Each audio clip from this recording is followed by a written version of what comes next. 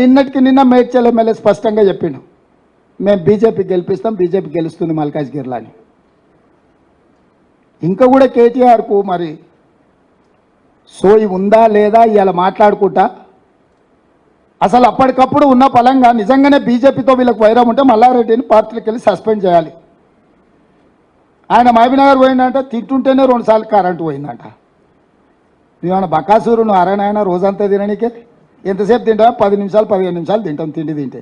Same ఇట్లనే హౌల మాటలు మాట్లాడింది. సూర్యాపేటలో పోయి పార్టీ ఆఫీస్లో ప్రెస్ మీట్ పెట్టినప్పుడు కరెంటు పోయిందని.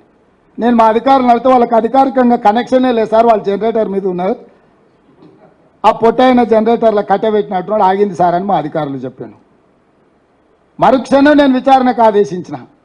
సూర్యాపేట అట్లట్ల కరెంటు పోయిందని అడిగితే అసలు దాని కరెంటు కనెక్షన్ లేదని చెప్పారు. అంటే ఒక 10 ఏళ్ళు ముఖ్యమంత్రిగా పనిచేసి ఈరోజు ప్రధాన ప్రతిపక్ష నాయకుడు ఉన్న కేసీఆర్కి ఇంత అసహనం, ఇన్ని అబద్ధాలు ఎందుకు? ఏం కొట్టుకపోయింది? ఏం మునిగిపోయింది? ఏం అధికారం లేకపోతే సస్తమా? ఏమవుతుందా? ఊపిరాకి చచ్చిపోతావు. కడపకాడ అడ్డం పట్టుకున్నట్టుంది నా వ్యవహారం. ఏంది జరగవద్దు, ఏంది ఉండొద్దు, ఏం పోయే కాలము, ఏంది దుర్మార్గము? అసెంబ్లీలో సమస్యల మీద చర్చిద్దామంటే చంద్రశేఖరరావు పారిపోయిండు. కానీ ఓ టీవీ స్టూడియోలో కూర్చొని 4 గంటలు రాసుకోరా సాంబా అన్నట్టుగా అడిగేటోడు ఆయనోడే, చూపించేటోడు ఆయనోడే, రాసుకునేటోడు ఆయనోడే. ఏందా ఇది? ఎంత బాధ్యతారహితంగా వ్యవహరిస్తున్నాడు ఈ రాష్ట్రంలో ప్రధాన ప్రతిపక్ష నాయకుడు. రోజుల కొద్దీ సభ పెట్టి సమస్యల మీద మాట్లాడుకుందాం, మీ అనుభవంతో వాటి పరిష్కారానికి సూచనలు చేయండి అని ప్రభుత్వం ఒకవైపు ఆహ్వానిస్తుంటే తూచి నేను రానని చెప్పి టీవీ స్టూడియోలో కూర్చొని సొల్లు పురాణం అంతా మాట్లాడుతున్నాడు.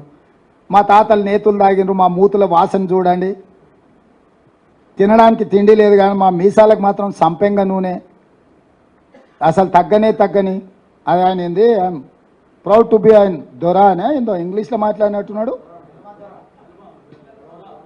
వెలమ దొరగా ఉండడానికి ఆయన గొప్పగా, అదే చెప్తున్నా, దొరలని పిలుస్తుర్రు కాబట్టి బండకేసి కొట్టిర్రు, ఇంకా కూడా బల్పు తగ్గలే.